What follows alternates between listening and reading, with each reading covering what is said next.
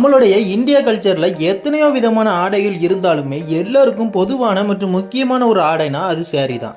இன்றைய தேதிக்கு இந்த பாரம்பரியமான உடை கொஞ்சம் கொஞ்சமா குறைஞ்சு வந்துகிட்டே இருக்கு. இது இப்படியே போனா வருங்காலத்துல சுத்தமா அழிஞ்சு கூட போக வாய்ப்பு இருக்கு. இதுக்கெல்லாம் காரணம் மற்ற நாட்டுகளோட துணிகள் நம்ம நாட்டுல ஆதிக்கம் ரொம்பவே அதிகமா செலுத்துதுன்னு தான் சொல்லி ஆகணும்.